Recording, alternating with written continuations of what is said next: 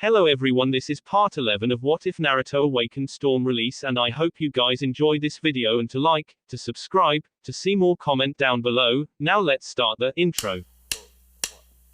They call me a god. They call me a god.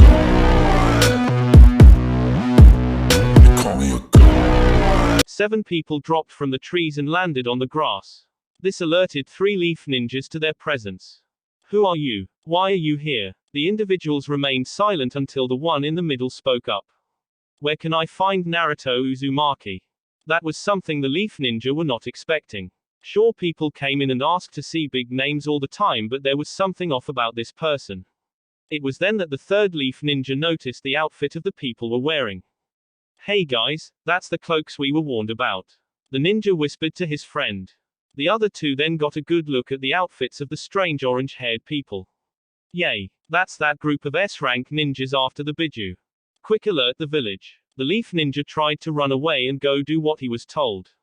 That was until he was pulled back by some unnatural force. Pain the leader grabbed the ninja by the throat. Where can I find him? I won't tell you anything. Then die. Pain summoned a black rod and stabbed the man through the heart, killing him in an instant. A path with long orange hair walked up to the other 2 leaf ninjas who were frozen with fear. Will you talk? The leaf ninja then got themselves under control and pulled out weapons. Not a word. The path quickly rushed in and delivered 2 quick punches which left them stunned and dazed. The path grabbed them by the head and pulled out 2 translucent objects. It absorbed the 2 souls and gained their memories of the situation.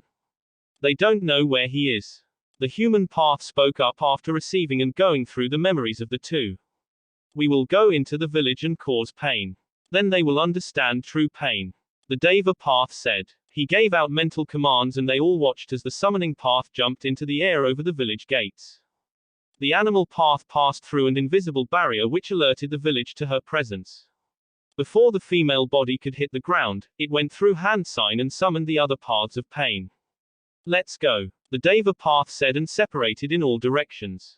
The following moments of the village were complete madness. These 6 figures were causing mass amounts of damage all over the village and killing people left and right.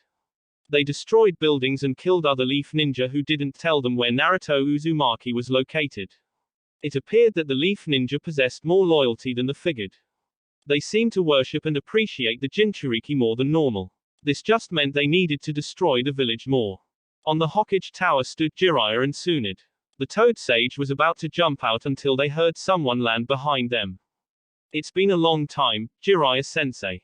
The voice of Pain announced his presence behind them. The 2 looked at Pain confused. That was until Jiraiya remembered who the person was. He saw an image of a child smiling brightly. Why Yahiko, I thought you died. That person is gone, replaced by Pain. Jiraiya, you know this guy? Tsunade asked while not taking her eyes off of Pain. He is one of the 3 rain genin I took under my wing when we were in the Hidden Rain village. The names were Nagato, Konan, and Yahiko. Jiraiya informed his lover. I was informed they died back in the war, but it seems I was lied to. Yahiko is dead, and only Pain remains. The Deva path spoke. What happened to you? And where are Nagato and Konan? Those are Nagato's eyes. Jiraiya said, referring to the Rinnegan in the path's eyes. He remembered it was the same eyes Nagato had as a child.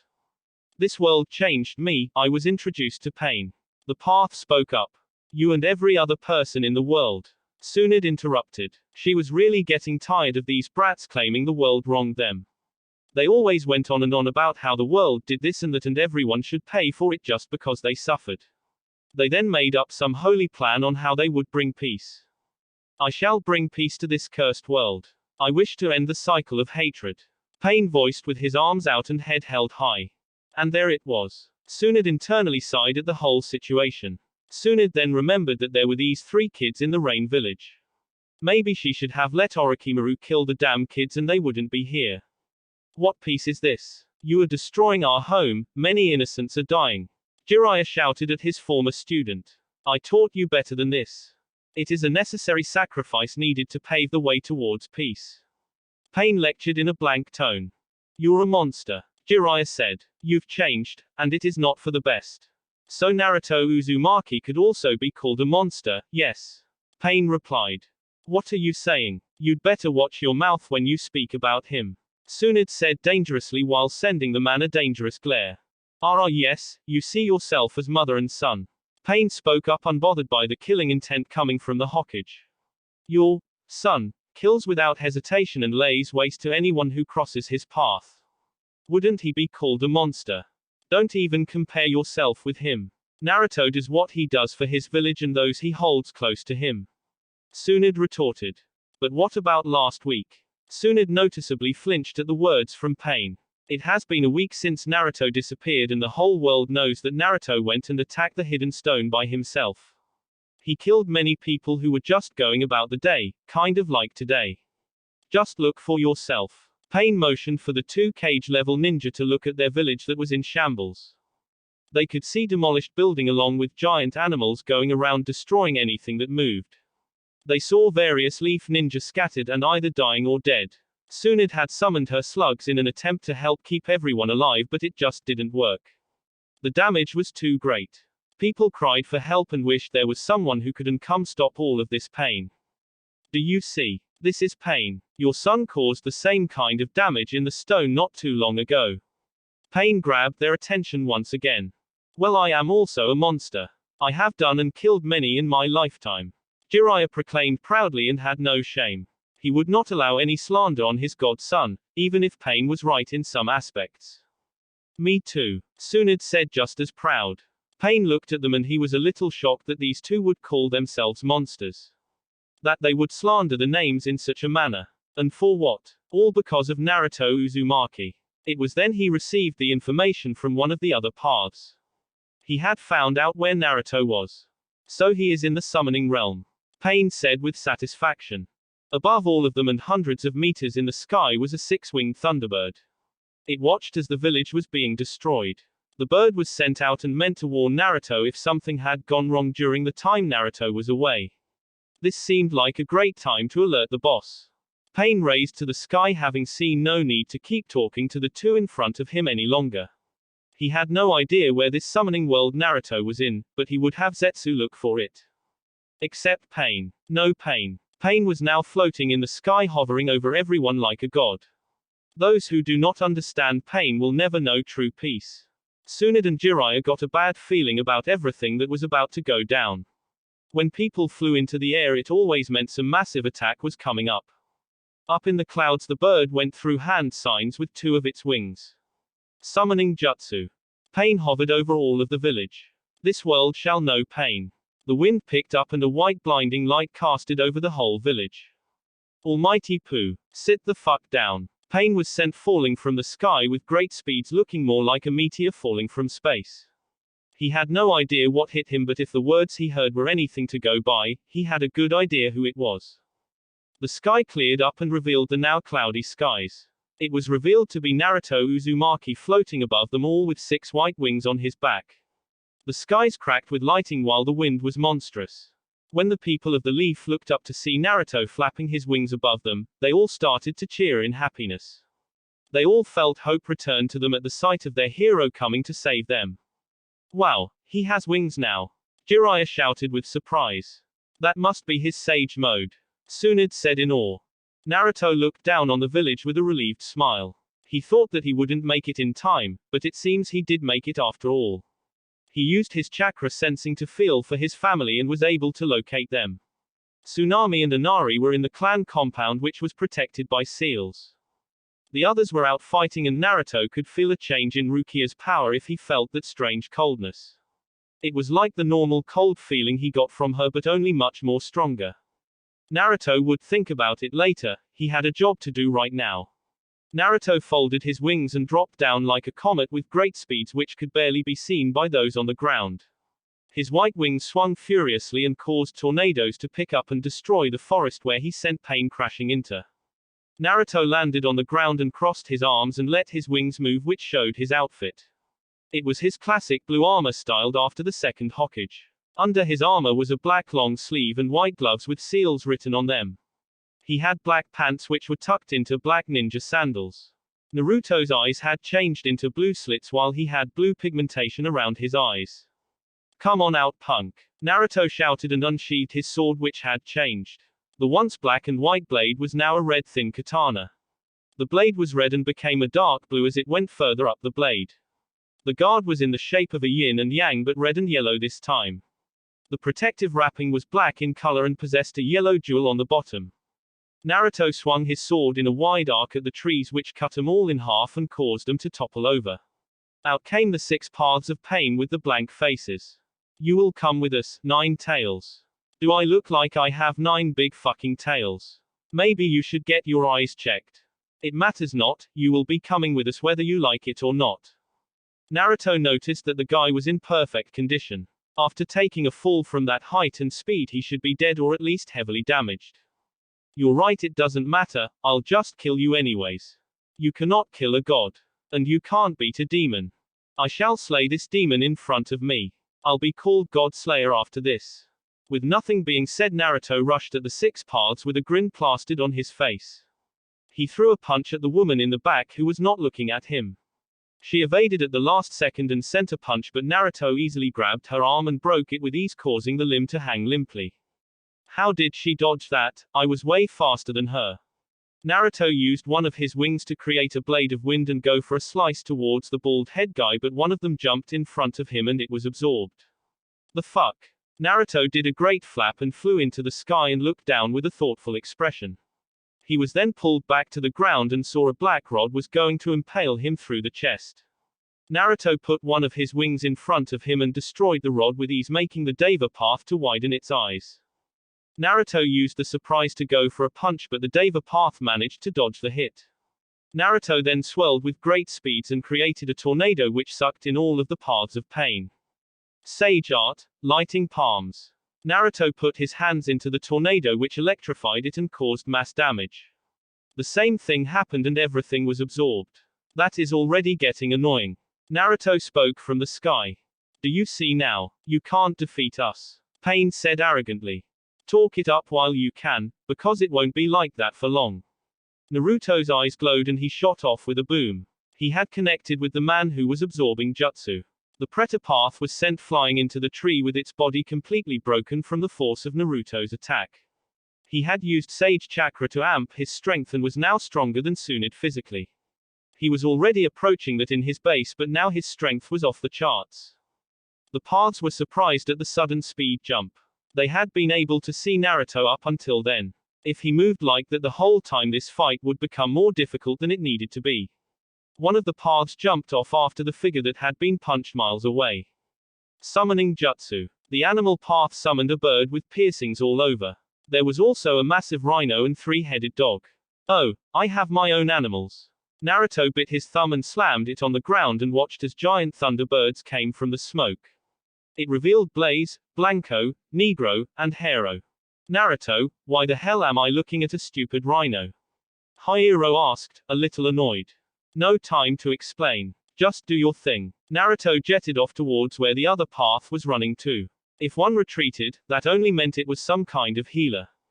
Pain shot off after Naruto. He couldn't allow Naruto to take out both of his paths. He shot several black rods in an attempt to take out Naruto, but the rods simply broke on contact with any of his wings. Universal pull. Pain yanked Naruto back down to the ground and attempted to fall on him along with his other 4 paths, which all had black rods. Kasumi, I know you are still mad, but can I enter the first stage? Naruto asked his lover, who was still upset at him. Over the week he did not have time to talk with her since he was training and Kasumi was pissed. Fine, but this is all you get. Kasumi responded with anger. She was still mad, but Naruto was fighting a strong enemy and she did not want to be captured by this fool named Pain. Naruto was enveloped in a chakra cloak which was golden and he crouched down low to the ground and 4 chakra arms came from his back and they all had Rasengan attached to them. Raisin Rampage. Almighty Push. Pain used his technique at the last second in an attempt to block at the attack, but the same could not be said for the others as they were destroyed with ease by the attack. Even Pain suffered some damage since the Rasengan was very powerful and pushed through his move. Naruto let the chakra fade and his Sage mode was the only thing left. Until his wings retracted into his back and he lost his pagination and his eyes went back to normal. What will you do now, 9 Tails? Pain said and got up from the ground. Half of his cloak was falling off and he had suffered damage from the attack. Dude, I will just enter Sage mode again. Naruto summoned a clone next to him that was in meditation. He then released it and felt the Sage power transfer to him. At his real body, Nagato narrowed his eyes in anger. This boy was strong and made things difficult. Nagato, I will go out and help you. Konan attempted to help her last friend. No, I can beat him on my own. Naruto sidestepped an attack to his back and shot a chain from his lower back which impaled the Preta path. Naruto was expecting the guy to try and jump back, but instead he put Naruto in a full Nelson and started to suck his chakra. Aye, bitch, stop. Naruto tried to force his way out, but with his chakra being taken at such a fast rate made things much harder. Now no pain. Nagato commenced the Deva path to rush towards Naruto, who smirked. The Preta path turned to stone and Naruto easily broke free and threw a lightning-fast punch towards the Deva path's face. Say goodnight, motherfucker. The punches connected with the Deva path and he was sent flying into the forest, creating a path of destruction. Naruto turned to see the only path left standing was the human path. You are about to die. I could never. The human path was cut off when Naruto appeared behind him and put his sword back in its sheath, while the head fell to the ground. Naruto was then struck with a black ball which sent him flying into the sky. Pieces of rock began to get stuck to him. Naruto used his chains and destroyed everything that tried to surround him. He then did a great flap with his wings and took off with great speed, looking more like a blue beam of light. Naruto flew over the giant floating rock and put his hand to the sky. A giant ball of chakra began to form in his hand. It began to screech. It was a supermassive wind-style raisin shuriken. Naruto slammed the giant ball of power onto the rock structure. The air rippled, causing shockwaves to be sent all over the place, and the surrounding forest was completely destroyed, leaving only a giant crater. The air still hummed with the powerful chakra of Naruto. Naruto floated to the ground until his feet touched the crater that was now outside the village. It could be a lake and a new landmark in the land of fire. Naruto crossed his arms and folded his 6 wings behind him. Across from him was the panting form of Pain. His once perfect cloak was completely destroyed and his hair was even falling out. It seems the god is starting to lose faith in himself. Naruto mocked. The outcome was already decided when you faced me. Pain said nothing and only readied himself for battle. Almighty pull. He pulled the armored-clad blonde towards him with great speed. I was coming to you anyways, bitch. Naruto went with the pull and summoned a Rasengan in his right hand while a Chidori formed in his left hand. Pain was surprised that someone would so willingly come to him and didn't know what to do for a second. This boy was just full of surprises. No, this demon was truly unpredictable. Almighty push. Naruto was then pushed back but pulled out all black 3-pointed kunai and threw them all across the field surrounding Pain. A little something I picked up from my dad. Naruto disappeared in a bright blue flash and began to hack and slash at Pain body in fast movements that could not be tracked. He was using the flying Raijin and just flashing all over the place while slashing him with his moonlight blade, which he now named Bongzian. When Naruto finished the attack and appeared in front of Pain one final time. Look me in my face and tell me you ready to die. Naruto brought his blade up and cut the man in half, causing his body to slide into 2 halves and fall. Naruto then spit on the man's corpse and put his sword up along his waist. It was then Tsunade and Jiraiya landed along with multiple ninjas inside the crater ready for action. You know they always say the hero arrives late, but the hero was early this time. Naruto waved at them until he was tackled in a hug by Hinata. Naruto-kun, are you okay? I saw the whole thing. Are you okay? Did you get hurt? Hinata rambled on while having waterfall tears fall from her eyes. If you saw the whole thing, then you know that I am okay. Naruto patted the normally shy girl on the head. This caused her to blush in embarrassment and hide her face in his chest. No need to be shy, Hinata-chan. Naruto grabbed her by the chin and delivered a loving kiss to her lips, causing the girl to go red from the public affection. Naruto-kun, you are always so blunt. Hinata played with her fingers and looked down with a cute blush. Naruto then looked up and saw Jiraiya and Tsunade walking up. Naruto got up and let his wings come from his back, allowing the others to see the big white wings up close. Hinata and Tsunade reached out and grabbed the wings and began to rub their faces on them. So fluffy and cute. The girls thought at the same time until they were pushed away by Naruto. That is enough, I still have to go and finish the guy off. What do you mean, he is already dead? Tsunade said and looked at the dead body in the crater. Nah, this is just some puppet. Naruto kicked the body. I take this rod and I can feel where the little rat is hiding. Naruto picked up a rod and looked off in the distance. I will come with you. Jiraiya said, stepping up. He is my ex-student after all. Are you sure? I plan to kill the guy. Naruto told Jiraiya. The Toad Sage shook his head. Naruto, you can't just kill everyone you fight. You never know when your enemy might become your ally. If they are my enemy, they have already signed the death warrant. The enemy of his enemy was a dead motherfucker in Naruto's opinion. Naruto, a good leader knows when to kill and when to show mercy. Tsunade lectured Naruto in a motherly tone. Yay, you can save your bedtime stories for someone else, Granny. Naruto waved off Tsunade, which gave her a tick mark from the old comment and being brushed off like that. Tsunade then punched Naruto and sent him into the air with an angry expression on her face. Wow, that kid is brutally honest. Jiraiya whistles as Naruto turns into a star. So you agree with him? Tsunade turned her angry eyes to him. What? I didn't say that. Jiraiya put his hands up in defense. He couldn't fly like Naruto could and would only end up injured. It sounded like you did.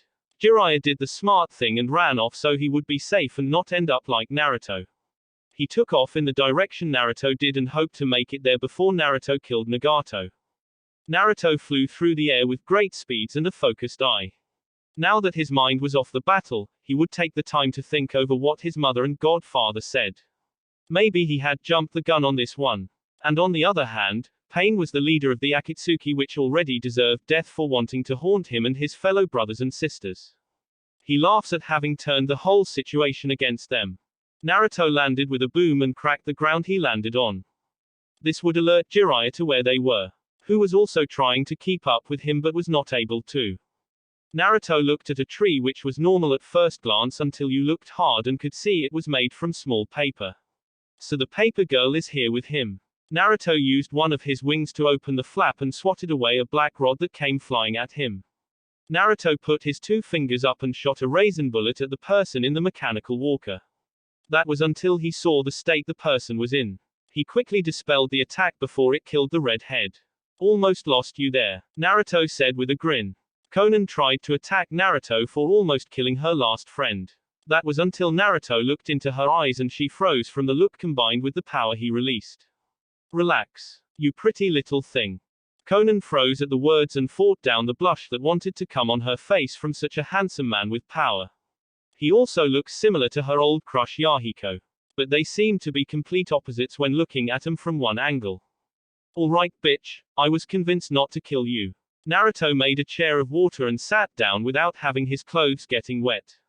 I can also feel you are an Uzumaki, which makes you my family. So the heavenly demon has mercy, some demon you are. Nagato mocked. Naruto slowly pulled his sword in his lap and took it from its scabbard. I did say I was going to gain a new title today. Naruto looked at Nagato dead in his eyes and flooded the man with his ki, which caused him to break out in a cold sweat and recoil back. Don't disrespect me or take my kindness lightly. Nagato gulped and got a stern look from Konan, which told him to follow the young teen's answer. Nagato was about to speak up until the paper was ripped open and revealed Jiraiya coming in with a worried face. The old man made it. Naruto said and smirked at the Toad Sage, who only gave Naruto the middle finger, which caused the blonde to laugh. Did I miss anything? Jiraiya got out between labored breaths. No, nothing at all. Nagato said while giving Naruto a weird glance. Great. Now let's get to business. The Toad Sage said with a more serious tone of voice and stern face. What the hell happened to you guys? Nagato told Naruto and Jiraiya how his parents were killed in front of him at a young age, causing him to unlock the Rinnegan. What really shocked them was that Nagato said the people who killed his parents were Leaf Ninja. All because of the war that was raging on at the time. Nagato told them how his pain became hate and resentment towards the world and everything. He told them how on the brink of death, he was saved by Konan and given food. Konan had brought him and his dog to their secret little hideout where he met Yahiko. Naruto listened to the tale of Nagato with a blank face. They shared similar backgrounds if he was being honest. Nagato used to steal food with his friends and give it to the other kids. Naruto would also steal food and give it to the orphan kids. It was then they witnessed the battle between Hanzo and the three Sannin. They witnessed the power being shown and vowed to also become strong so they could put an end to all the wars raging in the world. This was Yahiko's dream, but it soon became Nagato's dream. Nagato and his friends had been taken under the wing of Jiraiya the Toad Sage, which led to them being trained in the ninja arts. It was then the incident that had put Nagato's friends' lives in danger. Nagato had struck out in a blind rage and killed the Leaf Ninja. This had placed the boy in a depressed state for a while, making him almost lose himself to the darkness. After that, Jiraiya had pulled the boy aside and talked to him, pulling Nagato from the depths of darkness. After that, they trained for years to get stronger and make the dream come true, which formed the Akatsuki. I have heard enough. Naruto raised his hand and put a stop to the crippled man. I can already guess what happened from what you told me. Naruto narrowed his eyes. If you listened, it wasn't hard to guess the outcome. But how did Yahiko die? Naruto's question caused Konan to flinch at remembering the terrors of that day. It was Danzo. Nagato answered angrily. Naruto sneered and Jiraiya boiled with anger. No need to worry, I killed his ass. Naruto told them with a smile. That makes me feel a little better. I just wish I had done the deed. Nagato answered Naruto. Danzo had manipulated Hanzo into thinking we were a threat. This caused him to betray us right when an agreement was about to take place. Now it is all adding up. I am guessing you went berserk and did something with your pink eye, which is why you ended up like that. Naruto spoke with a knowing tone. He then got up and walked a little closer, putting Konan on edge. Naruto was a dangerous man after all. I have decided on what to do with you. Naruto pulled out his thin sword, making Konan summon paper spears. Calm down, sweet cheeks. Naruto jammed his sword in the ground in front of Nagato. I shall take your dream and place it on my back and carry it to the highest peak. Naruto said proudly, making the others in the hut widen their eyes in shock. And Naruto, are you saying you want peace? Jiraiya asked in shock and disbelief. Is it that hard to believe? I wouldn't want to see any more kids turn out to become like this crybaby Nagato. Naruto teased the redhead, who gained a tick mark. I am just going to need you to trust in me. Nagato looked at Naruto carefully. He was piercing into Naruto's blue eyes with an intense gaze. Could he really trust another with the dream of his fallen comrades? Peace was impossible. Why should I believe in you? How can you have faith that life won't change you? Nagato asked in anger. Naruto thought back to all he had done, all the battles and people he killed without mercy. All the comrades he's lost along the way and tears he let reach the ground. If I stop believe in myself just because things got difficult, I'd become a coward and a bitch, and the storm of the leaf ain't no bitch, ya no. Naruto said with steel in his tone. If you ever change, it will be a different story. Nagato said and left the words hanging in the air for the occupant's imagination. You really are a strange fellow. You give me a vision of a different future that shows a different path from the one I walked. Nagato brought his hands out of the armrest and clasped his hands together. Nagato, you can't. I must. It will be a way of repaying my sins. In the hidden leaf, the king of hell rose from the ground and opened its huge mouth. From the mouth came multiple green lights that shot out in the air and started revving the multiple people who had fallen in battle. Naruto watched silently as the Uzumaki's hair turned white and looked like he was about to die on the spot. He let out a smile of gratitude. Make sure you keep your word, Nagato said with heavy breaths. He then turned to Konan and gave one last smile to the teary-eyed woman. Nagato looked at Naruto one last time with heavy eyes. Take my eyes. Nagato passed away with a smile on his face. Naruto looked shocked for a second and looked at Jiraiya as if asking the man what to do. Look, I know it was his dying wish, but I don't want his eyes, Naruto said, making Jiraiya gasp in shock. What are you saying? Do you know how powerful those eyes are? Yay, I fought the guy after all. Naruto then got an idea. What if we make his eyes a trap? Hey, my friend's eyes are not some toy you can play with, Konan said protectively.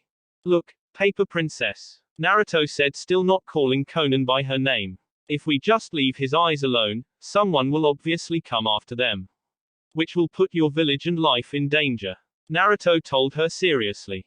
Conan knew full well, Madara would definitely come and try to take the eyes away from her and use them for his own goal. But this felt wrong, I mean he just died for Christ's sake. But if this didn't happen, the path to peace would be destroyed and chaos would break. Fine, but what are you going to do with them? Conan asked in a tone that left no argument. I am going to blow them up, Naruto said simply. Conan and Jiraiya blinked. What? He did what? A young handsome man asked with irritation. Lord B has disappeared, a busty woman with an emotionless face said once again. The dashing man smacked his face with his hand.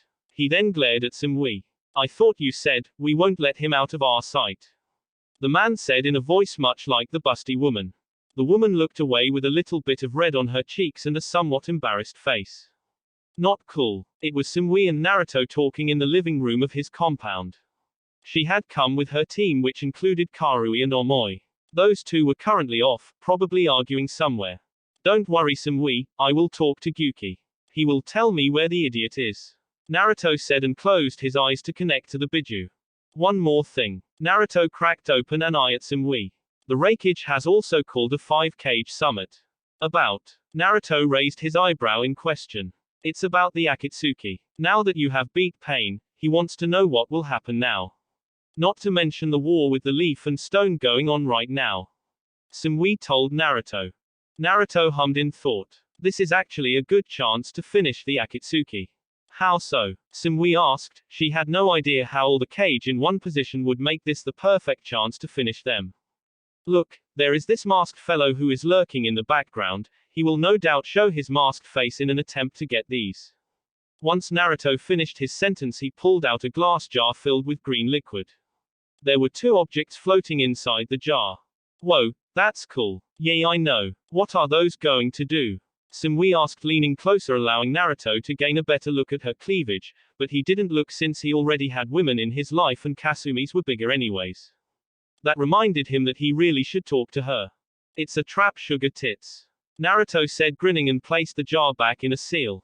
Don't call me that, Simui said coldly. What? Sugar tits? Simui's glare intensified, but it did nothing to Naruto. Now that he knew she hated the name, he would call her that until he died. They both turned to the window where a crow was pecking at it. But the crow was weird since its eyes had a Sharingan instead of black eyes. Great, what does this fool want? Naruto opened the window and the bird flew in and landed on his shoulder. Meet me outside the village in 3 minutes. Or else. The voice of Itachi sounded through the crow.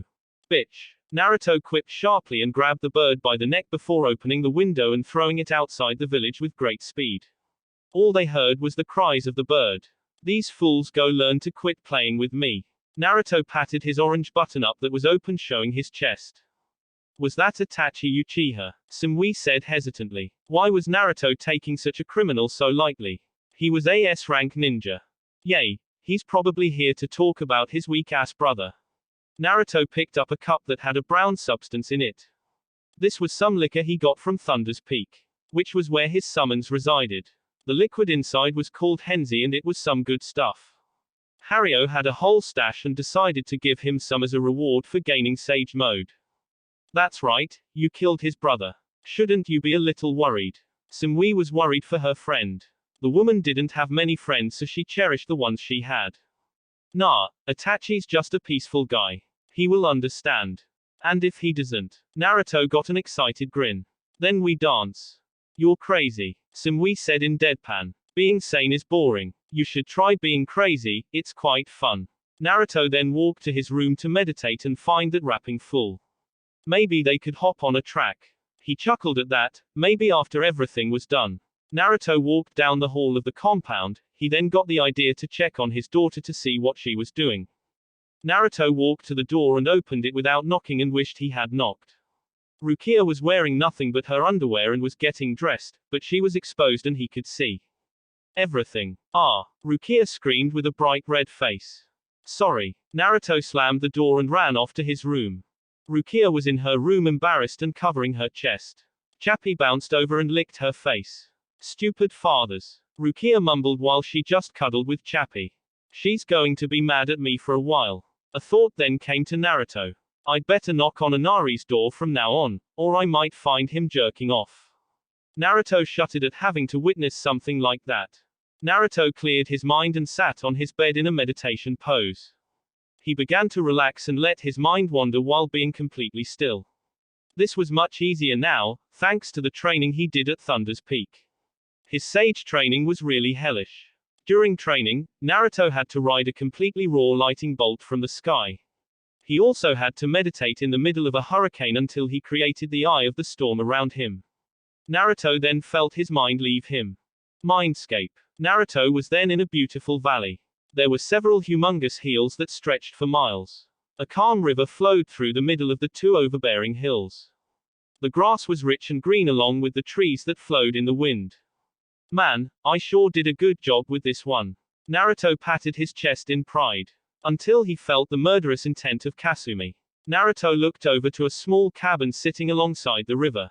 Through the blinds, Naruto could see the angry slitted eyes of Kasumi. If looks could kill. The blonde then began to walk to the cabin while the pressure only increased. It felt like 3 mountains were sitting on Naruto's shoulders. Naruto made it to the front door and he knocked on it.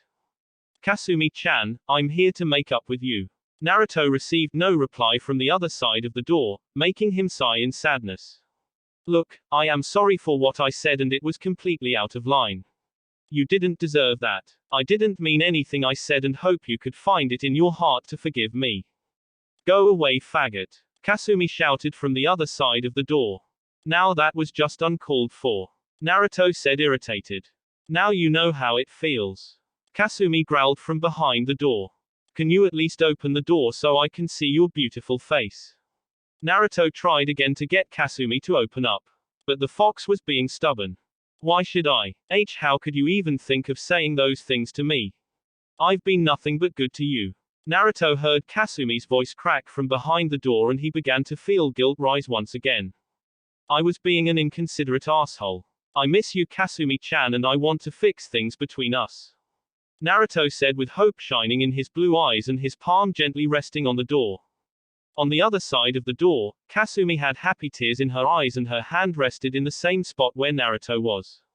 Her orange hair flowed down her back and her usually well-kept white kimono was in a mess. This past week has been hell for the fox. Kasumi wanted to do nothing but run back into Naruto's arms and let him hold her like he always did. Kasumi opened the door and she had finally been able to see Naruto's handsome face once again.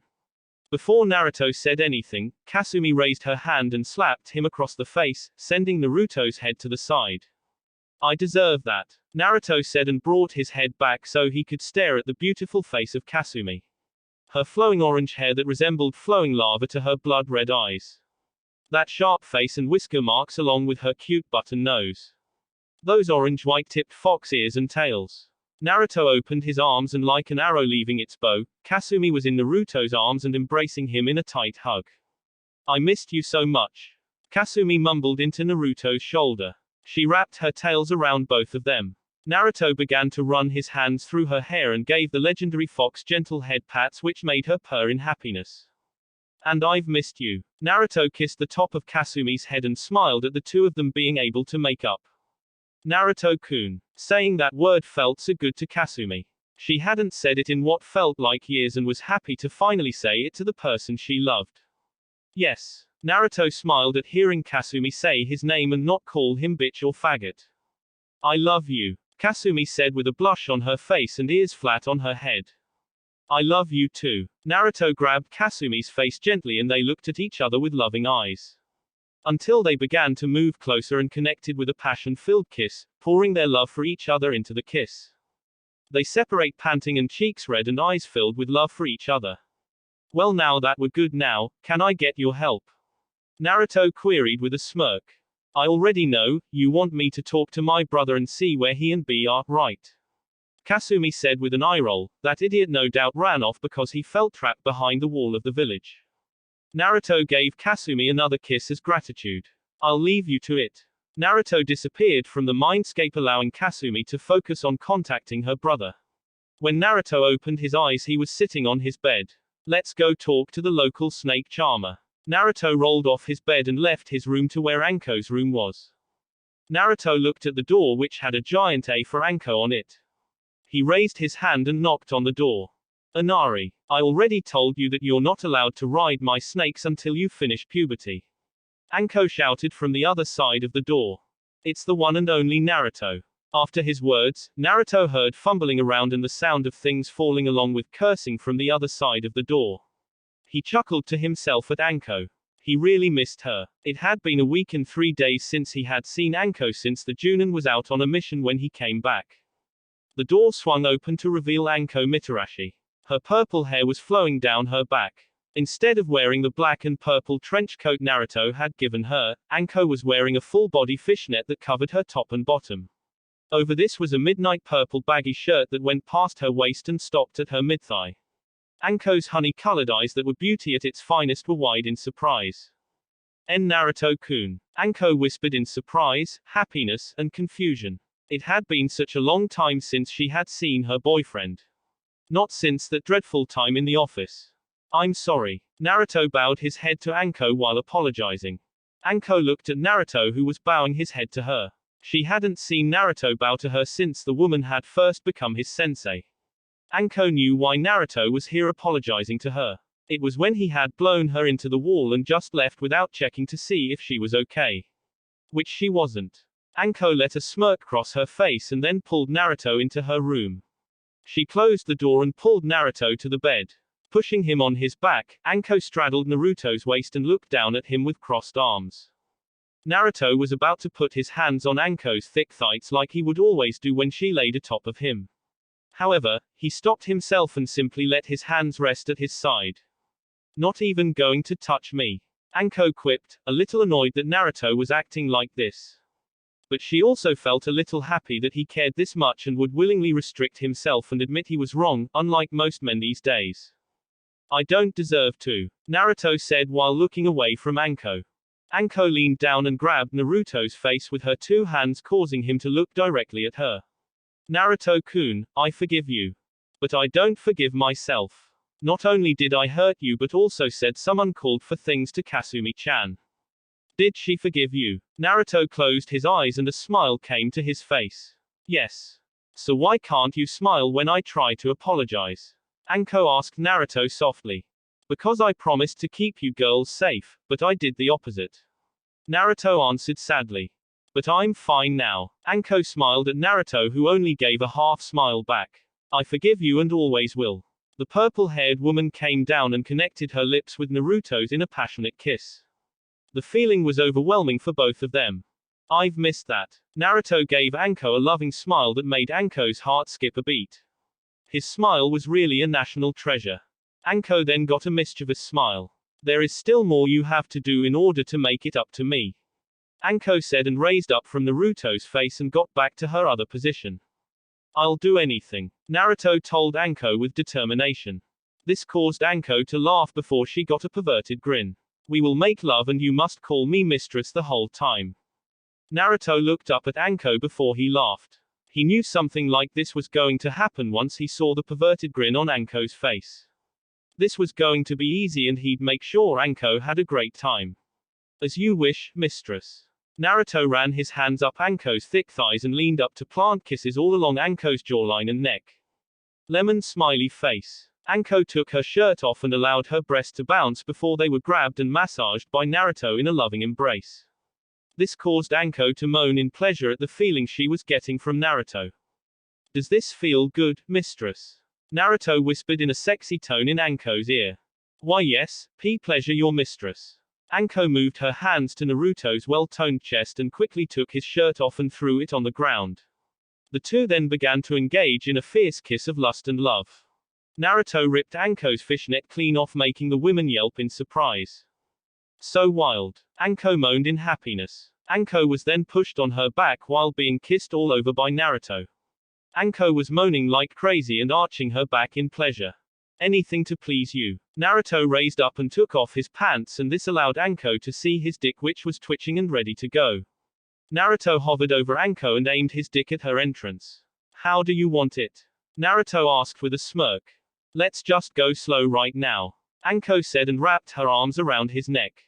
As you wish, mistress. Naruto slowly pushed himself inside Anko, causing the woman to let out a small scream of pleasure. That's the stuff. Naruto groaned before he slowly pulled out and thrust back into Anko, who screamed in pleasure. The two then began to make slow love to each other in this position. 10 minutes later, Anko was a reverse cowgirl bouncing her ass up and down on Naruto's man meat. Oh, that feels so good. Anko screamed as Naruto began to meet her thrust with his own. Glad you are enjoying yourself, mistress. 30 minutes later, Naruto was standing and holding Anko under her thighs while he thrust up into her, and the sexy woman would let out a moan of pleasure each time. How does it feel, mistress? It feels great. Keep pleasing me. 20 minutes later, Anko was back on the bed with her tongue hanging from her mouth and tits bouncing like crazy. Naruto had Anko's legs on his shoulder while he was pumping into her at a stable pace. Here it comes. Naruto leaned down and placed his arms on the side of Anko and picked up the pace, making Anko scream in euphoria. Inside. Do it inside. Anko wrapped her legs around Naruto's back. The two linked lips and moaned together, and Naruto released his cum inside of Anko. Lemon over sad face. After a cold shower and a little more fooling around, Naruto was back in his room and was finally going to go see the rogue Uchiha.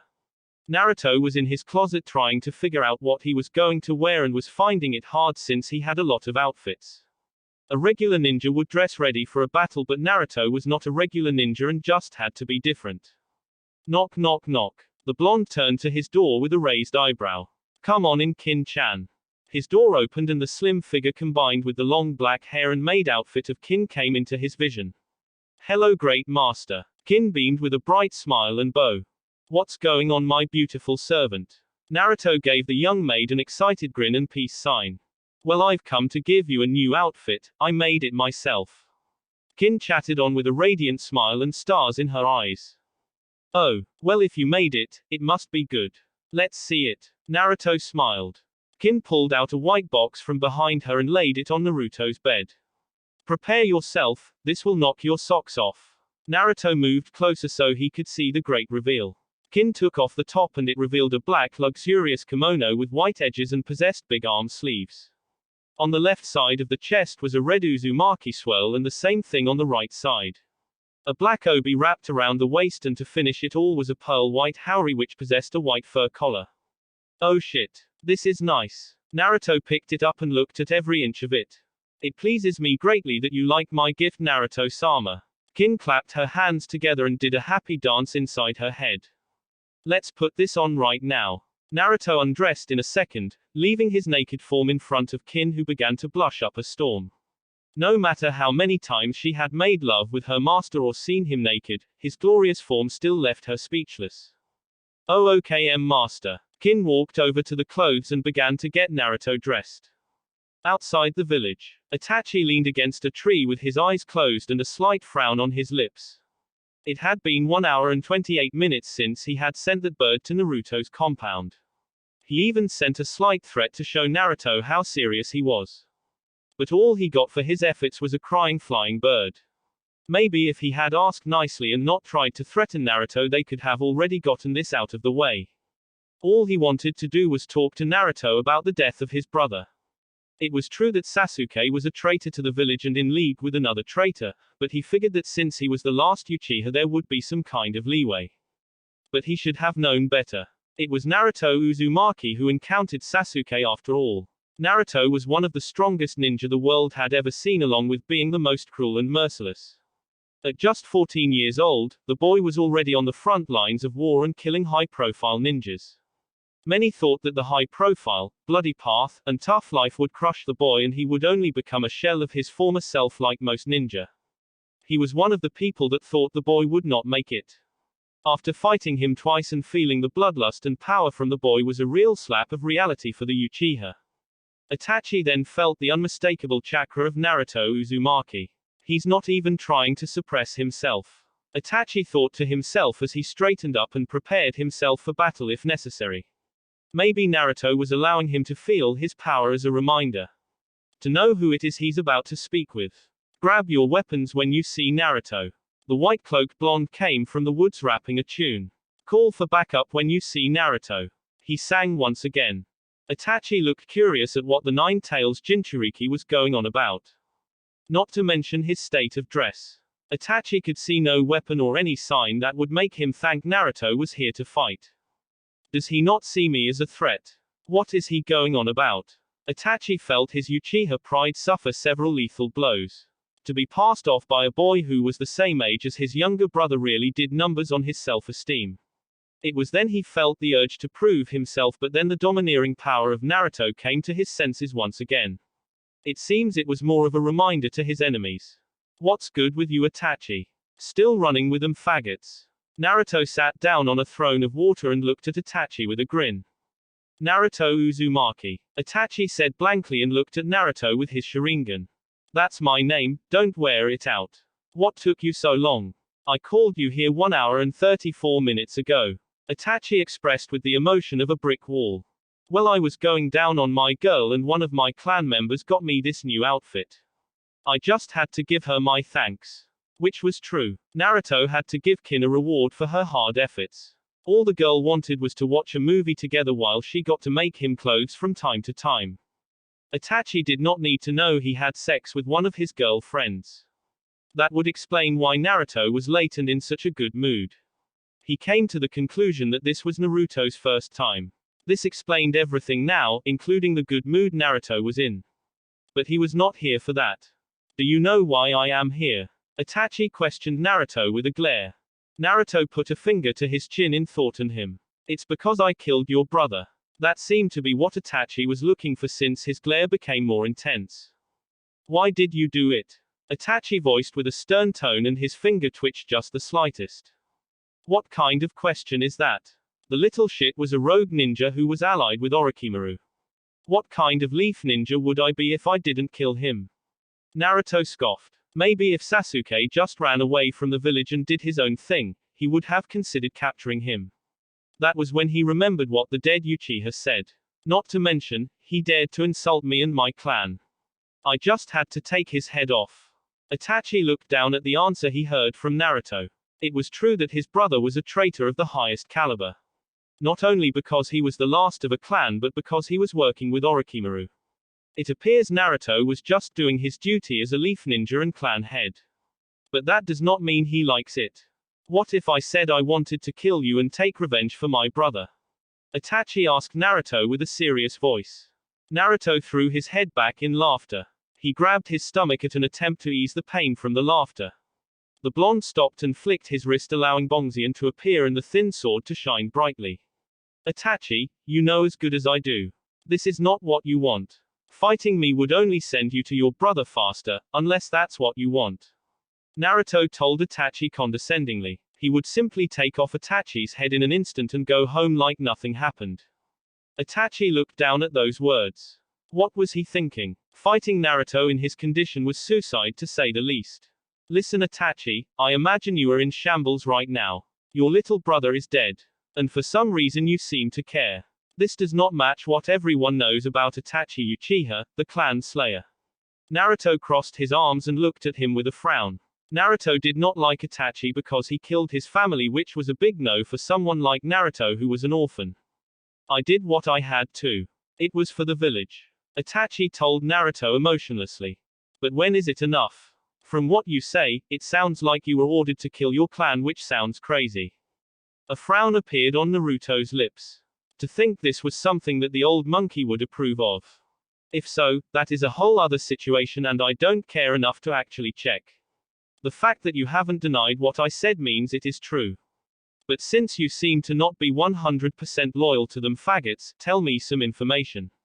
Naruto created a chair for Itachi and used wind chakra to push him down in it. The two then went on to converse about that S-rank group which would soon be no more.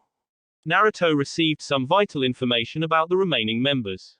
But what really surprised him was the information about the masked man being Madara Uchiha. At first Naruto was ecstatic at being able to face someone who could give him a good challenge, but was saddened when Kasumi told him it was some poser. Itachi told Naruto that they had teamed up with Kabuto and planned to launch a full war on the nations.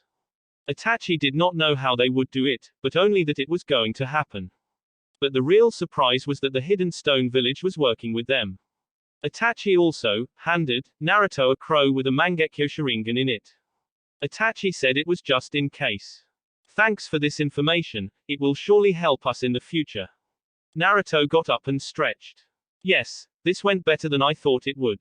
Itachi said and bowed his head to Naruto. Say, if you come to the village there might be a way to save your sick ass. Naruto joked with a grin. No, I will suffer through this pain and take it as my punishment. I knew you was going to say some fruity shit like that. But it's your life. See ya. Naruto then jetted up to the sky and flew off. A strange person that Uzumaki is. Itachi let a slight smile curve on his lips. He then turned around and walked in the opposite direction of the village. In a remote location, there were two figures talking to each other. I've got something that will help us in this battle. The hooded form of Kabuto said and a forked tongue came from under the hood. Just show it already. Toby orders Kabuto to get on with it. He had to deal with the snake's prideful boasting all the way over to this graveyard. Alright, you don't seem to be in a good mood, is that because of a certain blonde? Kabuto teased with a grin. Just show it. Toby jumped at Kabuto in an attempt to grab him by the throat and choke the life out of him. Kabuto slithered back and slammed his hands together. The ground rumbled and from it rose 3 coffins. The lids to them fell to the ground and it revealed the form of Sasori, Deidara, and Kakazu. Our members have come back to life in order to help us achieve our goals. Kabuto cheered. You called me out here for these 3. They won't change a thing. Toby turned his back and began to walk away. Still not satisfied, don't worry. This will surely bring you to your limit. Kabuto brought his hands together and licked his lips in excitement. The ground shook again and another coffin rose. The lid exploded off and someone stepped out. Finally, I've made my great return. A deep voice sounded.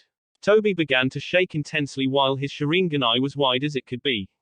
Where did you find his body? Toby questioned Kabuto. The long-haired man turned his sharp gaze to Toby who stiffened.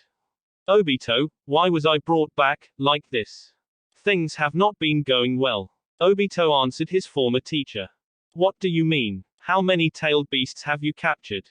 Where is Nagato? Madara threw out questions in a rapid succession. There are no tailed beasts currently captured. Kabuto answered with more excitement than needed. What? Obito, what the hell have you been doing all this time? Madara asked Obito angrily and blasting the man with a tremendous amount of killing intent. It's not my fault, the 9 tails Jinchuriki has been getting in the way of everything. Obito tried to defend himself from the wrath of the legendary Uchiha. And what have you done to solve this? Madara asked angrily. Nothing. Kabuto sang. He was really not helping and only making things worse. You are pathetic, I will go lay this brat to rest myself. Madara said and got ready to leap off. Whoa, whoa. Kabuto made a hand sign and restricted Madara's movements. It was harder than he thought though, because Madara was fighting back and glaring at the hidden snake. Kabuto was in cold sweat as he wrestled control over Madara. I wouldn't do that if I were you, that brat is the strongest man alive at the moment. If you rush over there head first, you will no doubt be defeated in a pathetic way. What are you saying? No one is stronger than I, Madara Uchiha. With a shout and burst of power he released the grip Kabuto had on his soul. His eternal light made way to the world and he glared down at Kabuto with his head held high. Know your place. Just wait, you can capture him at the 5-cage summit that is going to take place soon. The sound of crying could be heard coming from the living room of the Uzumaki compound. Naruto-sama, I am sure she will forgive you in time. Shizune said, trying to comfort the sad Naruto. She was running her hands through his hair. Naruto was laying face first into Shinzune's lap. He was sad. Why? But Rukia-chan hates me. Come on, I'm sure it's not that bad. Tayuya waved off Naruto while laying on the couch in pajama clothes. It was her day off and had to listen to her man cry like a baby. But she won't even talk to me. The muffled voice of Naruto sounded from Shizune's lap. Her black and white maid outfit was getting wet and would surely need to be washed after this. Naruto-sama, I am sure you are overreacting. Ino came into the room and placed her hands on her slim waist. Narun. The crying blonde replied in a childish tone.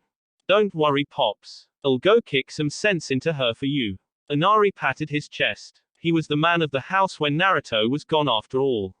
So it was his job to make sure everything was running smoothly. You make me so proud. Naruto turned his head in Shizun's lap and gave his son a grin. Just be careful, you know Rukia-chan has that gorilla strength. Naruto warned his adoptive son. Inari scoffed. You see these? Inari flexed in his white muscle shirt. He was 13 but had impressive muscles for his age. She won't know what hit her. Inari ran off to Rukia's room with big steps and confidence shining bright. That kid's going to get his ass kicked. Tayuya laughed. Yaeshi loved the brat like her little brother, but he was way over his head. Her little snowflake was a real monster. Hey yo. Kurenai came through the sliding door of the front. The woman had a smile at being able to come home from that long mission. There was nothing like getting home after a long day of work and laying down for the first time. Ayo. Everyone chimed in with a smile. This was something everyone did when they got home in the compound. Kurenai plopped down next to Tayuya on the couch. The redhead laid into Kurenai's lap. So what did I miss? Kurenai asked while laying her head back and twirling Tayuya's long red hair. Just our future husband crying like a bitch. Tayuya received a pinch on the cheek for her comment. Language, young lady. Kurenai glared down at Tayuya. The dirty mouth redhead simply waved off Kurenai. The women could really have a stick up her ass. That was when Naruto wasn't up it. Yay sis, I'll try to watch my mouth next time. Tayuya drawled. You said that yesterday. Kurenai reprimanded. Until she sighed and laid her head back. This girl was really stubborn. Just like most of this Uzumaki clan she found herself being a part of. They then all heard a scream and thud come from Rukia's room. What was that? Kurenai asked on guard. Probably Inari-kun getting beat up by Rukia-chan. Ino sighed. That kid is really hard-headed. You're one to talk, Shizun said with a teasing glint in her eyes. What's that supposed to mean? Ino bellowed in anger and a fist waving in the air. It means what she said. Tayuya smirked at the platinum blonde in Kurenai's lap. Just when Ino was about to say something back to Tayuya, Inari came stumbling back in the living room. Except, he was different. The boy's head was encased in a giant block of ice. Inari let out some inaudible words due to his head being covered in ice. Tayuya busted out laughing and rolled on the floor while crying tears. Naruto also put his head back in Shizun's lap to hide his laughing face. Shizun looked the other way and held it together a lot better than everyone else who was laughing. Inari, feeling disrespected, got angry and vowed to invoke his wrath on his family. It was something Naruto had taught everyone of the clan. Anyone who disrespects you should be dealt with. So Inari would now follow those words until he couldn't anymore. He scanned the room with his shaky head, looking for the closest person to him. It was Tayuya. She was also laughing the hardest at him, so Inari would make sure to hit her where it hurts. The blockhead boy ran or wobbled to Tayuya until he was standing over her. What do you want, ice cone? Tayuya laughed at her joke.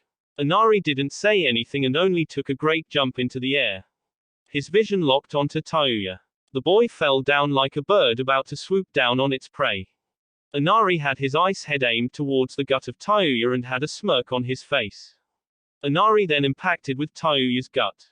The redhead's eyes widened to a large amount and she turned pale and fell over. Inari got up and flexed his muscles once again. That's what happens when you mess with the top dog. Inari stroked his ego more than he should have in this situation. But since no one could hear him, he had to speak to himself. The boy then felt an ominous presence behind him. Inari turned his head shakily. Tayuya's eyes were red and her hair flailed in anger while swaying like crimson fox tails. She pulled a knife out of nowhere and got ready to deal some real damage to Inari.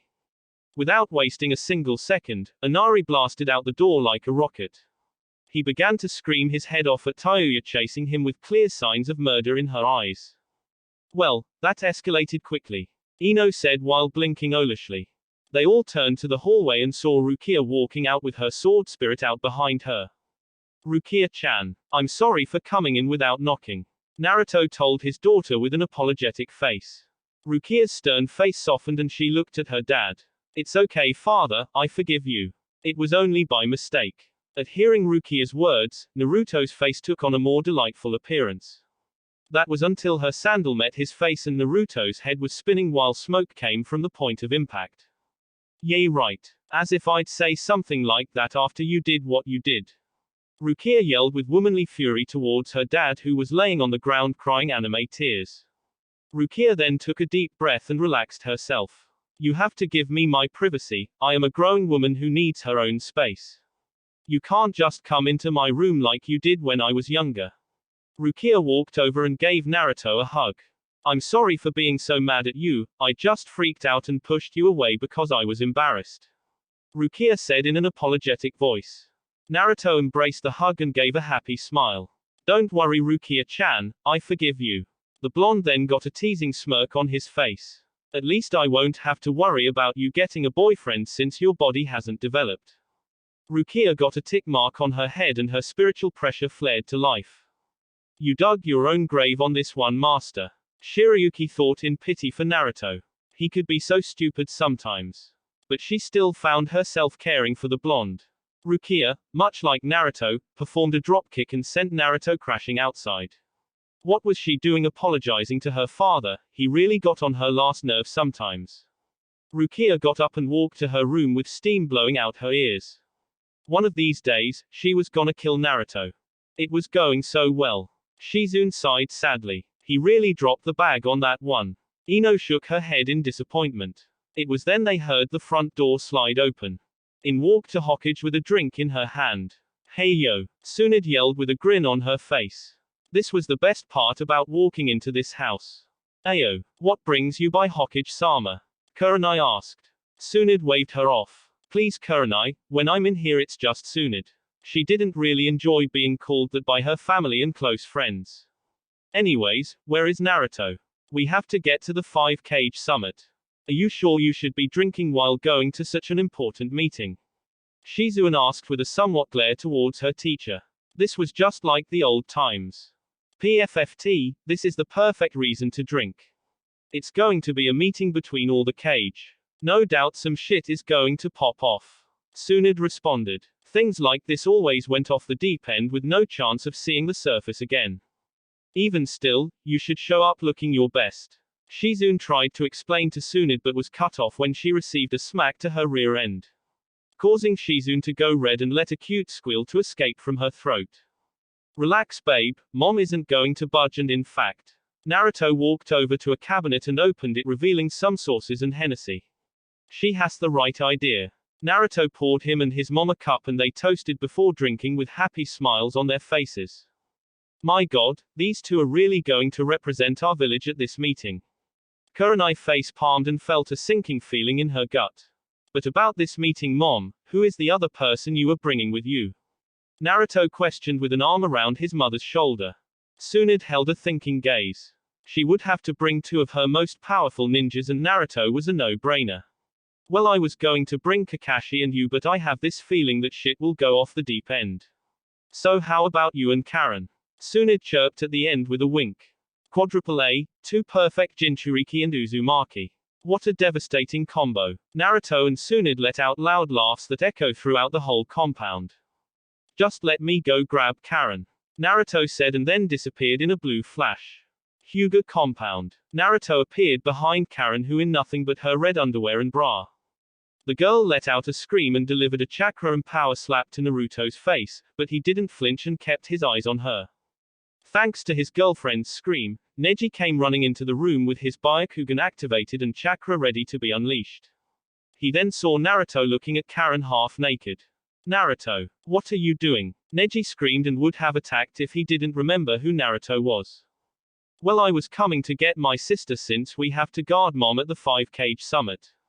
Naruto drawled in deadpan. This was something and he had a good idea at what these two were about to do. Why can't you use the door like a normal person? Karen screamed and shook her hand to free the pain she was feeling from slapping Naruto. The guy was tougher than the hardest metal and built like a mountain. Still, I don't want you to see my girlfriend half naked.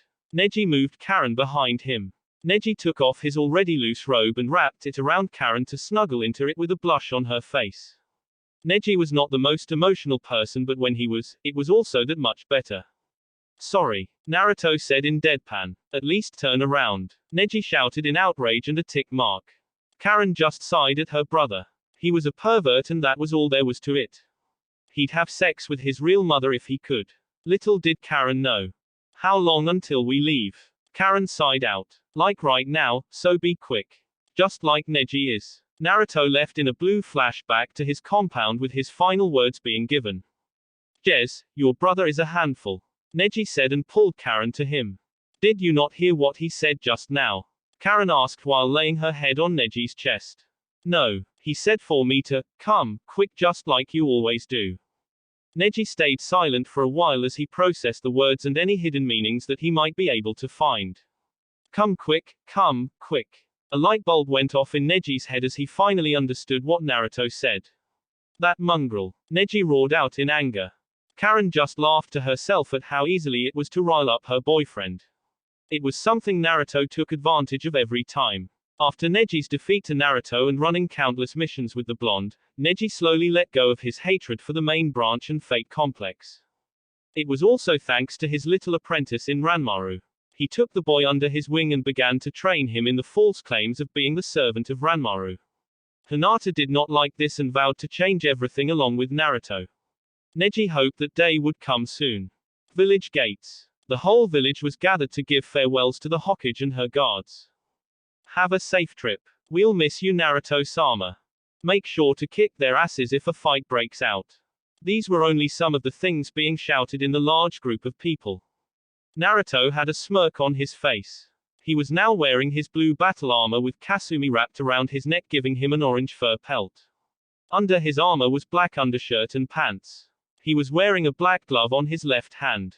His blade was on his waist, concealed in its sheath, humming in excitement for the bloodshed that was no doubt to come. Karen was next to Naruto and in similar battle armor, except hers was lava red in color and possessed a white fur pelt.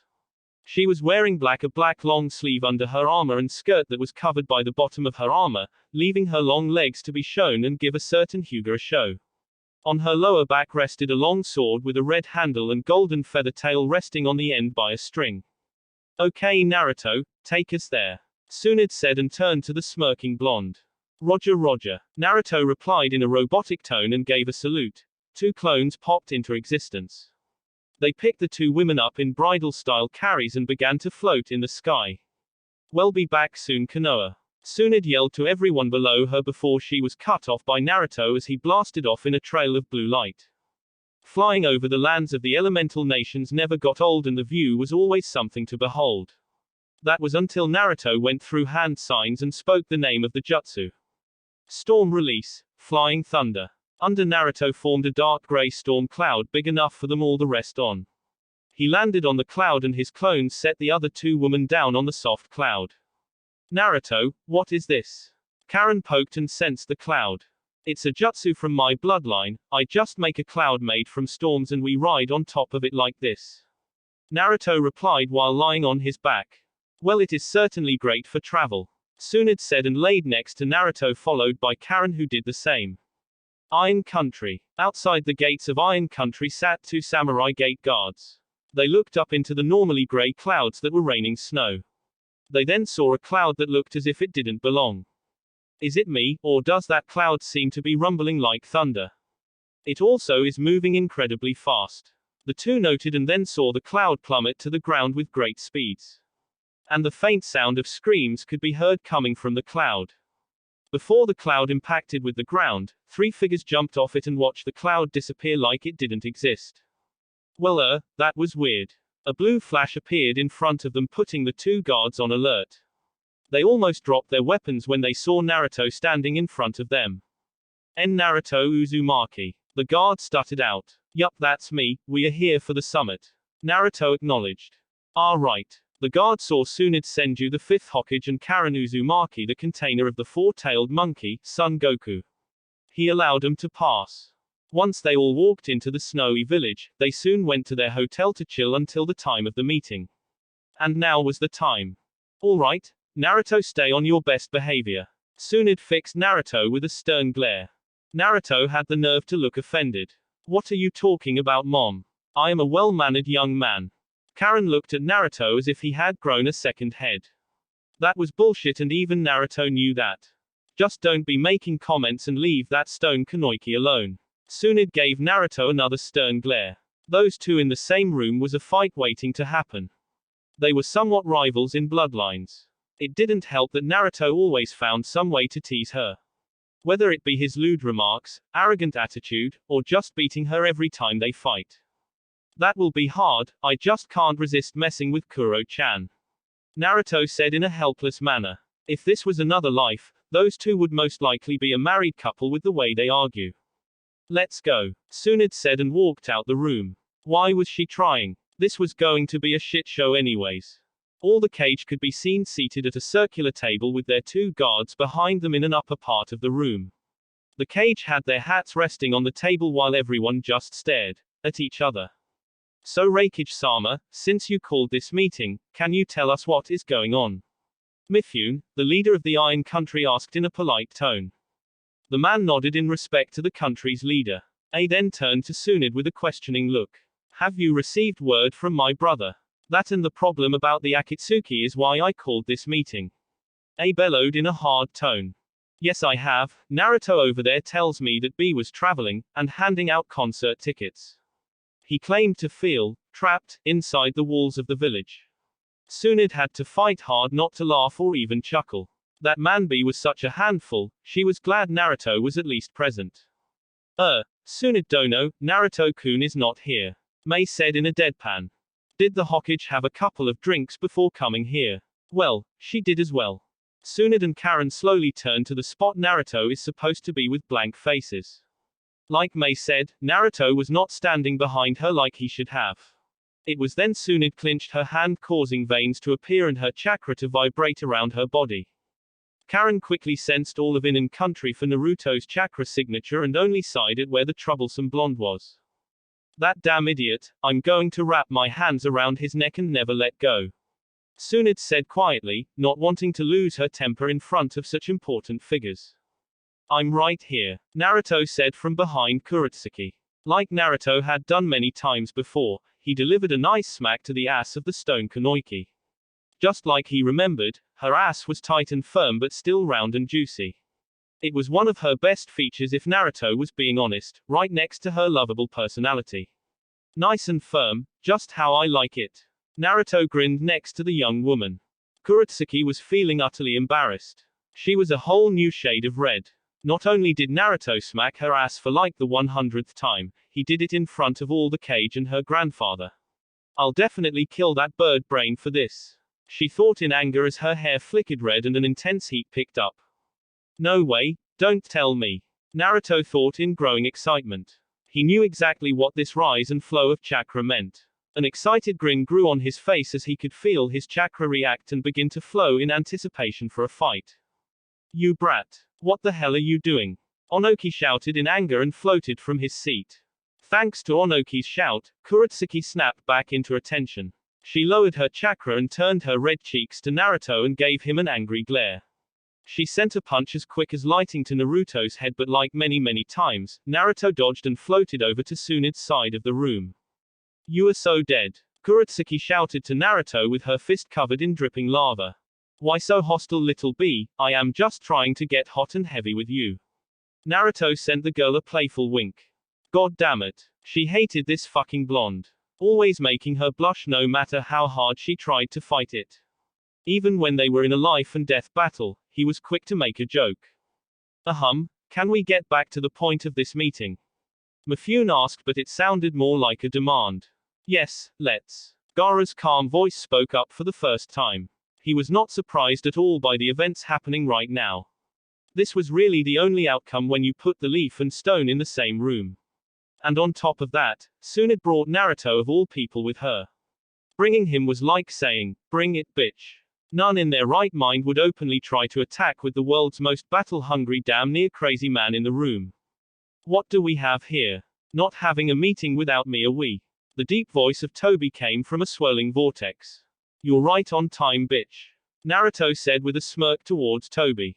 There was nothing like disrespecting your enemy before stomping a mudhole in their ass. Quadruple A, 9 tails. Toby slightly glared towards Naruto. This boy was really getting on his last nerve. Still with that, I may have 6 wings but 9 tails I do not have. Naruto grabbed Kasumi from his shoulder and held her in front of him. But this little minx here happens to have 9 tails.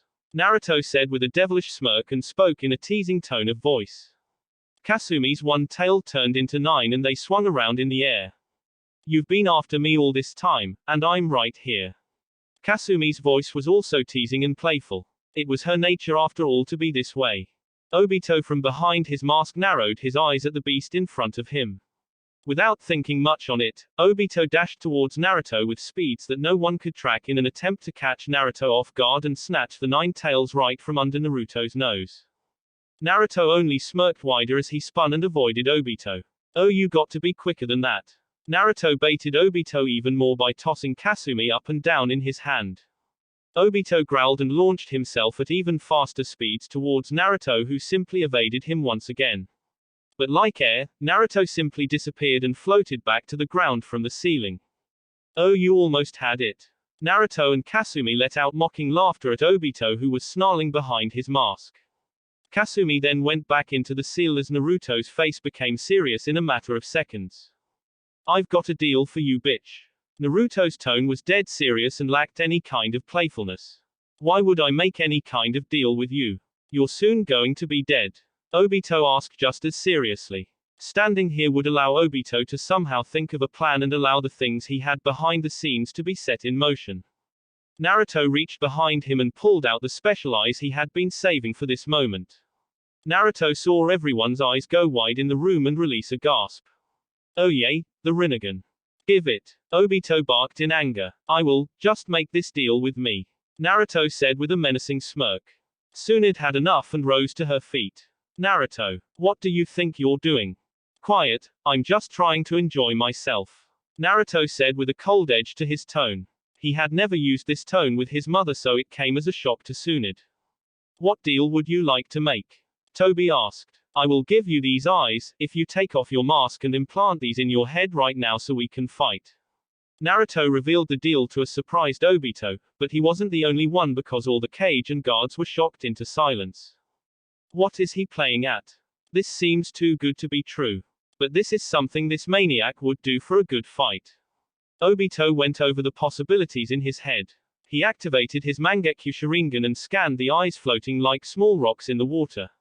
I can't see anything wrong with the eyes, and if everything is as simple as it sounds, I have no reason not to accept. With the real Madara being brought back to life now, his game of playing as Madara was over. You got a deal. Obito put his hand up and removed the orange mask. This allowed everyone to see his heavily scarred face. You one ugly son of a bitch. Naruto blinked at the man in front of him. What's your name, shithead? It doesn't matter, just hand me the eye so I can kill you. Obito held his hand out for Naruto to hand him the jar. With a simple flick of his wrist, Naruto sent the jar flying towards Obito, who caught it. Obito scanned the eyes once again just to be sure. Like last time, he didn't see anything wrong with them. Without wasting much time, Obito plucked out his right eye and quickly placed in the Rinnegan. Like a broken dam, the power flowed into Obito like raging rapids. He began to laugh evilly as he could now complete his plans. Naruto then began to match his laugh with his own grin. Naruto, do you know what you've done? Tsunade shouted and was going to charge him but was held back by a chakra chain from Karen. The redhead had a small smirk on her face and sent the Hokage a wink. She had felt it at the last second. Laughing at your demise. That's so like you. Obito laughed in victory. You just don't get it, do you? Naruto still laughed. This fool. What are you talking about? Do you really think I would hand over those eyes to you without taking proper measures? You dumb bitch. Naruto began to slowly raise his hand in a half-ram seal. There is no way I can forgive the person who was the cause for both my parents' deaths, Obito Uchiha. And what of it? You don't stand a chance against me at this point. Obito proclaimed with arrogance all in his tone. You die here, Naruto said in a fierce tone and channeled his chakra. It was then Obito began to catch on to what Naruto was trying to do. He was going to blow the eyes up in his head while killing him at the same time. Die. Naruto's tone was murderous and cold. With a last shout, Obito's head exploded in a blood mist and chunks of his brain scattered all around the room. Quadruple A, now this might be one of my favorite kills. Naruto said in bliss. He had managed to get revenge on this bastard for killing his parents. Naruto. Tsunade stuttered out. The mentioned blonde turned to his busty mom and walked over. He gave her a hug and kiss on the forehead. I'm sorry for acting out like I did. You idiot, why didn't you inform me of your plan? Tsunade said and hugged him back. It was best if you didn't know, it would make the situation much more believable. Naruto patted her head. Damn, this brat killed him, he was our plan to win this. I've got no choice, the other guy will just have to pull his weight. Onoki activated a hand sign under his desk. Karen felt the chakra spike and turned her red eyes to the old man. What die? Karen was cut off when an explosion outside rocked the room and she felt the massive chakra of someone outside along with countless others. Die, you bastard. Onoki flew from his seat and held his hands up and performed the particle dismantling jutsu. Onoki shot out the white beam towards Naruto and then it expanded to hit the whole room and wipe out all the cage in one blow. Grandfather, so we are really going through with this? Kurotsuki said with hesitant and slight sadness in her tone. She may have hated Naruto right now, but they were friends of opposite sides. Yes. Now is not the time to feel sad, I am sure that brat won't be out from that. Onoki snapped at his granddaughter. Make sure you kill him this time. He ordered Kurotsuki in a stern tone of voice. Yes, she said seriously and left in a puddle of lava. She felt a pit of sadness in her stomach for what she had to do. But also did not want to do this. Why couldn't her old man just see the error in his ways and apologize? None of this would have happened if he didn't attack during the Chunin exams. Naruto appeared outside the now blown up chambers with all the cage, Mifune and guards. He had shadow clones grab them while he took Tsunade and Karen. That old fool, what is he thinking? Naruto looked at the building which had a hole in it from Onoki's attack and was falling apart due to the heavy damage it suffered. Naruto and Karen's head snapped to the roof of the building where someone with an incredibly large chakra was standing. It was a man with long black spiky hair, and red armor. His arms were crossed and he had a Sharingan activated while a white gunbai rested on his back. This is perfect, the 5 cage and the storm of the leaf. The 9 tails and 4 tails. Did Christmas come early? It was Madara Uchiha and he looked menacing. His red eyes gleamed in the snowy weather. Who are you? Mei shouted to the man. I am Madara Uchiha. Now, who wants to dance? He asked with a dark smirk. Naruto stepped up with an excited grin. This was Madara fucking Uchiha. The rival to the first Hokage. No way he was missing this dance. You want to dance? I don't think you can keep up with my steps. HMPH, I've been dancing before you were even born, child. Madara replied with arrogance. He was looking at Naruto with interest. Oh yay. Naruto raised his chakra to monstrous levels as it took life behind him and the ghostly figure of a thunderbird with its 6 wings spread and letting out a powerful screech that caused the air to ripple and ground to tremble. Now that's impressive. Madara said giddy. This kid's chakra was really something to behold. He was getting excited. If Madara had blood, he was sure it would be on fire right now. Snatching the gunbai off his back, he got ready to do battle. His eyes evolved into the famed Rinnegan and he launched himself down with a grin. Naruto wasted no time and shot upwards with a chaotic grin and eyes glowing a fierce blue. That will be it for this video. If you want more, comment down below, like, subscribe. And see you guys later.